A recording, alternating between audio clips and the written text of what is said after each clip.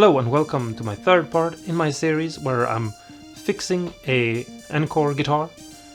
In this video we're gonna take a closer look at the hardware and also take a closer look at the pickups, the pickguard, stuff like that. And there are some small details that need a little bit of attention, and so we're gonna just jump into it real quickly now and take a look. But first we're gonna zoom out from this awkward closeness and just talk a little bit about pickguards, because I actually think I'm changing my mind. Okay, so in the first video you saw me showing you this pickguard and talking about how I was going to switch for it. I really like this pickguard. Different than a regular white pickguard, you know, with the pearl thing. And I sort of am a sucker for Stratocaster that has, you know, a darker color body and a light colored pickguard. So white, cream, or you know, the tea green pickguards are usually what I want. But I found this tortoiseshell pickguard. It's the exact same pickguard, you know, shape and everything. It's also a Fender one, and so it's very easy to switch.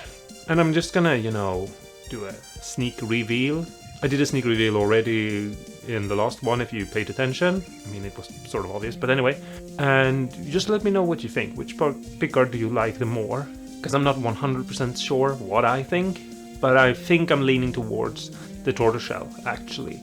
And so I think I'm going to switch to that. So we're just super quickly going to take a look at the body with the two pickguards on, and just let me know what you think. But first, I just want to say, because I feel a little bit, you know, bad about it, I'm really sorry about the audio quality on my last video. I don't know what happened. I managed to fix it somewhat halfway through it or something like that, but I'm sorry about it, and I'm gonna try to not have that horrible audio quality again. So yeah. Okay, so here's the body, and here's how it would have looked with the white pickguard, and here's how it looks with the tortoiseshell. And I personally just think the tortoiseshell looks better. Let me know what you think, but I think that, so we're gonna go with that. And if you manage to change my mind, we'll just swap it out in a later video. So before we switch out the pickguard, which is just something that doesn't take that long to do, I just want to quickly go over the electronics, because maybe you'll at least learn something that way. This is a little bit messy because I have some different colored wires and things like that. It is not as neat as maybe I would want it to be. But basically, you can see here there are, from these pickups, 3 wires. And that's because you can coil split them. And I'm not going to do that because I really dislike coil splitting. It's really not my thing. And so the wires go over here from the pickups, and the red and white wire here are just twisted together and sorted in place and tucked away here where all the other wires are. And then you have 3 legs here where the green wires get connected, and the green wires are up here from the pickups. This wire goes here all the way over here and is connected down here. The middle one is connected in the middle, and the bridge is over here. And it might look confusing to you because you might think that one is closest to there and that one is closest to there, but you have to understand that the switch is being flipped opposite of how it looks from the front, which is maybe a really strange way to say it. But basically, if this is the switch, when it's in this position, this will be in the end, and as it gets turned that way, the switch on the inside will be that way. So it basically moves like that. So the connection there will be to the neck when this is there, and that's why that wire goes there. I don't know if that made any sense at all, but that's what we're going with. Then we have the connecting the jumper wire here that connects this side of the switch to this side of the switch, letting the switch where the pickups are be connected to the input of the volume pot, which is the last leg on this side. The first leg on this side gets grounded to itself, which is maybe a little bit hard to see. Same thing goes with the tone pots. They have the leg in the middle and you can blend them in. They have a capacitor that they share. You can give them each different capacitor if you want to, but it's not necessary. They can share one, and then they have a output signal. They don't need an input signal because they are just being blended into the switch signal. So they don't need an input. They just need an output. So their output signal can be blended into the switch that goes into the volumes input. I hope that makes sense. If it doesn't, write a comment below and I'll make an even more in detailed video about this. And then you have the output here, which is the blue wire that goes from the leg in the middle. And then you have some ground wires, and I have one ground wire here that is white, but other than that, all the black wires you see here are ground wires. This one here goes to all these thick cables here and is the ground wire that comes off from all the pickups. If you look up here, you see that they all have one wire that is black. Now, you could do a coil splitting if you wanted to, but then you would probably have to have push-pull pots or a switch. And maybe one day I'll experiment with something like that. And if I do, I'll make a video about it. But it's not something that I enjoy. I have a Johnny Marr guitar that has a coil split, but that's because it's a Johnny Marr guitar. And there are some sounds in his playing that I think needs it. So that's basically it. I could definitely go more into detail about how to solder one of these up, and maybe even make a video where I solder a Strat up. Just let me know in the comments below if that's something you're interested in, because I'll definitely at some point make another Strat. I'm always making Strats. So yeah, let's move on to the next part. Okay, so the first thing we have to do in switching all these things over to the new pickguard is we have to just pull all of these parts off. And there are definitely easier ways to get them off than to just pull them with your fingers like this, but I don't feel like it's that bad. And then we need to remove the nut holding the controls in place. And I'm using the world's cutest little wrench to do that because I have it, and look at it, it's so tiny, like just in my hand. Look how small it is. And then we just need to remove the screws holding the switch in place, and it's just a matter of turning the screw around. Don't think I need to explain it further than that. I might be wrong, but yes. And then we'll do the same thing with the screws that are holding the pickguard. Just turn them like this until they are all out.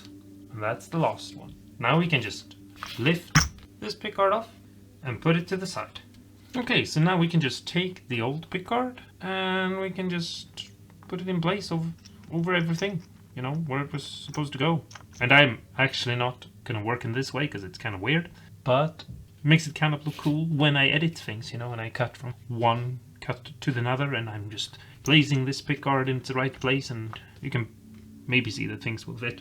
So it's just a question of putting things back in their place. So pull the volume pot back through its hole, hold it in place from underneath, put the washer on and the nut that holds it in place, and start screwing it down. And first I just finger tight it like this, and then I come back with my cute little wrench and I just make sure that it gets tightened down and looks like it's not gonna go anywhere. And then we have the switch over here, and it's actually a little bit fiddly to put back in place, especially when you're trying to film what you're doing, because your hands are in your own way. But you have to press on the switch from the underside and screw in the screws, so, and then the switch will be in its place. The pickups are by far the hardest thing to film. It's almost impossible to show how this is going together, but you have to put the screw through the hole, like so, and then you have to put the little spring on top of the screw and then fiddle around with the pickup so that they match up. And I am not very good at showing how this goes. together. And then you just screw in the screw to secure it all together. Okay, so it's time to put these things back on. This one is really easy. You just press it back on. See? Super easy. These ones, I pull them all the way so that they are all basically off. So if this was an actual guitar at the moment, there'd be no volume. And then I take the volume and I put it with the text facing that way, which I hope you can see what I mean with that. And the reason why I do that is because when you look down and you play on your guitar, you'll be able to read them because they'll be facing you, basically, the player. And I'll try to line them up. I'm probably gonna do a terrible job right now and have to go back and put them in the right place, but I try my best to make sure they are all lining up the same way. Something like that. So let's move on to the next part. Hey, I'm a 90s rapper! You wish! Now get back to work! Yes, master. So, remember these? So, the strap buttons are supposed to have a ring like this that is made out of felt and that softens and cushions the actual button from hitting the lacquer. It's almost the same thing as these plastic little cushions that some neck plates will have. Now, these are not very expensive, but they're also not very good. And if you have a guitar that you've had for a long time, you'll most likely see, and now when I say long time, I don't mean like a couple of years, I'm talking about like 10, 15 years. Older guitars will have these and they're basically disintegrated, so you can make new ones out of something better. Here I have a scrap piece of leather. I know some people don't like using leather, but it's a very good material and it lasts forever. So we're gonna make new ones out of leather. And yeah, you're just gonna be happy. You're just gonna have to be happy about it because I'm not gonna change. I refuse to change. I am who I am. Yeah, so it's actually super easy. You just need to take your little ring, if you already have one, and draw out a circle. You can use this as a template, like so. If you don't have any of them to use as a template, the measurements are the outer dimension is 10 mil circle, here to here, diameter, and the inner little circle, or the hole, is a 2.5 mil diameter, something like that. Just basically draw them out, and they don't have to be perfect. Now, having a good pair of scissors that are made for cutting harder materials is not a must, but it will make life easier for you, and I like the idea of making life easier for myself and also for others. That's one of the reasons why I make YouTube videos. And you can just cut these out with a good pair of scissors. If you don't have good scissors, you should most likely think about investing in some good scissors. And you can make a hole punch for this, and at some point I'm going to build one, and I'm going to show you how to do it, because the idea of having a tool that makes this excites me, and so yeah, I'm most likely going to do that at some point. And as you probably can see, I'm cutting these out fairly sloppily, you know, I'm not, and again, you know, you spend as much time on this as you want to. I'm not going to pretend like it matters, but it might do for you. I fold it in half and I just cut a little groove into the middle. I fold it in half the other way and I cut a little groove in the middle again. You can use a drill and drill through it if you want to. It just seems sort of overkill to me. And then we can take our strap button and the screw and we can push it onto it. And we just have to make sure that the soft part of the leather is on the outside of the screw, because if the soft side is on the outside, which is, you know, the inner side here, this is the outer side, if the soft side lies against the lacquer, it will be better off. That's what I'm trying to say. So now I'm just going to put the other one on and we'll move on to the next part. And there you have them. And if you want to make this even easier, you could just poke a hole and screw the screw through the hole, and then you line the scissor up against the button, the side where they meet, and just cut around using it as a template. And that would be even easier. These are so easy to do. I don't recommend you ever buying these, because you buy scrap leather at the arts and crafts store, and then, you know, you get, even if you just buy one piece, you'll have enough scraps like this to make 1,000 of these or something. And you could actually switch them out, because these are going to be better than the ones you get on your custom shop, you know, whatever guitar, because this is leather, and leather is like the best material in the world. So yeah. Okay, so the next part is the tuners. We are gonna fiddle around inside of these and make them better.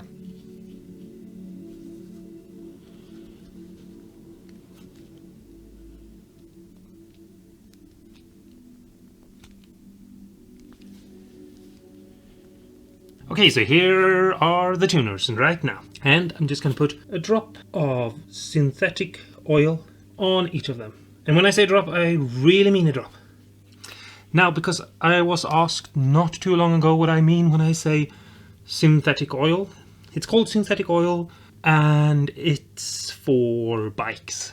This is for like gears and for chains, you know, the things that moves on the bike. And so I just assume, and have done so for a while now, that, you know, it will help my guitar tuners as well. And I've used it on a lot of tuners and it's worked fine. And as long as you use a tiny amount, it usually won't go everywhere. I've had situations where I've put on too much and I've had to clean my tuners. So yeah, there are also grease you can get, which maybe is better. I don't know which is better. I think that maybe grease is better if you need to put a lot, and oil is better if you just need a little, and that it's sort of like, I don't know, you balance one thing and the other and you see what works best for you, basically. Anyway, I've put a drop of oil on each of them, and now I'm just going to take them like this, and I'm just going to turn the key around to spread the oil around for a little bit. Okay, so the next thing that we're gonna do is super strain, and actually something I've never done before, or had to do before, maybe I should say. And that's why we're using the Dutch angle, because if you know anything about film, you know the Dutch angle is for the strange and weird, and when it's something is out of order. The trem here, if you remember in the first video where we looked at the body, the claw was pulled all the way back, and I had this very suspicious feeling about these springs because they were still loose. And the thing is, if you pull your claw all the way back and it can't go any further, and your springs still feel kind of loose and not under tension at all, that's not the way it's supposed to be. That tells me that the spring has been pulled too much and it's sort of lost its life, and it doesn't really work as a spring anymore. And so I bought new springs. These are fender springs, and I feel like, you know, might as well splooge a little bit and buy a little bit more expensive springs. And so the issue is that the holes are not big enough, which is super strange. So we're just gonna have to widen them a little bit. They're about almost like 1/3 of a mil or something like that, too small. And so we're gonna just make them a little bit bigger. Okay, so I have my drill here, I have my bit right here. I don't need to go far down at all, maybe a little bit more than that. Something like this. And I'm just gonna... I don't even know if you can see that there are flakes coming out, but there you have them. And so let's see if the new springs will fit in. And there you go, all the way down, just like it's supposed to be. Before the holes were drilled out, they stopped like that, and they looked kind of wonky and weird. But that's the end of this video. Thanks so much for watching. I really hope you enjoyed the video. Let me know in the comments below what you think, and if you have any questions, don't forget to ask, and also don't forget to subscribe. Anyway, until next time, hey, don't forget to say stay awesome and cool. I was just about to. Okay. Anyway, thanks so much for watching. Stay awesome and cool, and go and build an awesome guitar, because you know you need one.